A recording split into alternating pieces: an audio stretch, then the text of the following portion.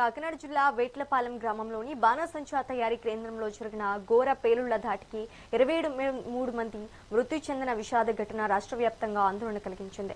ఇటువంటి దుర్ఘటనలు అంబేద్కర్ కోనసీమ జిల్లాలో పునరావృతం కాకుండా కట్టుదిట్టమైన చర్యలు చేపట్టారు పోలీసులు.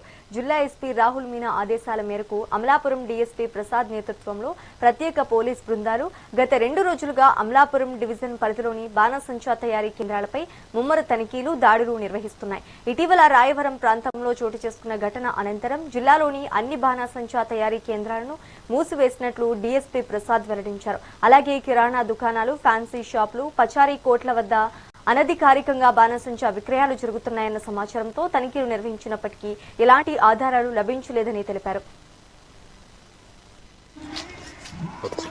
ఇటీవల పెద్దాపురం సబ్ డివిజన్లోని వేట్లపాలెంలో జరిగినటువంటి ప్రమాదంలో అనేక మంది మరణించడం జరిగిన దర్మిళ మన కోనసీమ జిల్లాలో ఈ అమలాపురం సబ్ డివిజన్ పరిధిలో ఏదైనా అక్రమంగా ఈ క్రాకర్స్, బాణాసంచా తయారీ కానీ, స్టోరేజ్ కానీ, అమ్మకాలు కానీ చట్టవిరుద్ధంగా జరుగుతుండే కార్యక్రమాలు ఏమైనా జరుగుతున్నాయనే అనుమానం చేత ముందు జాగ్రత్తగా మన సబ్ డివిజన్ పరిధిలో ఉన్నటువంటి ఈ తయారీ కేంద్రాలను, ఏదైతే గతంలో తయారీ కేంద్రాలుగా పర్మిషన్ ఉన్నటువంటి, గతంలో తయారీ కేంద్రాలుగా ఆల్రెడీ లైసెన్స్ ఉన్నటువంటి షాపుల్ని, తయారీ కేంద్రాన్ని నిన్న తనిఖీ చేయడం జరిగింది.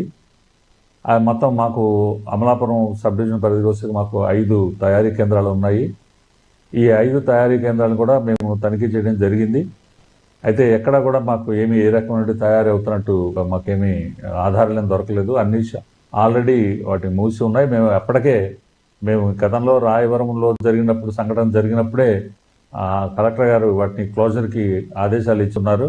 మేము అప్పుడు జాయింట్ ఇన్స్పెక్షన్ చేయడం కూడా జరిగింది. ఆర్డీఓ గారు, ఫైర్ ఆఫీసరు, నేను అప్పుడు మేమందరం కూడా జాయింట్ ఇన్స్పెక్షన్ చేసి ఇవి సరైన ప్రమాణాలు పాటించట్లేదు అని చెప్పి మేము రికమెండ్ చేసిన మీద కలెక్టర్ గారు వాటి క్యాన్సిలేషన్ చేస్తూ ఉత్తర్వులు ఇచ్చి ఉన్నారు.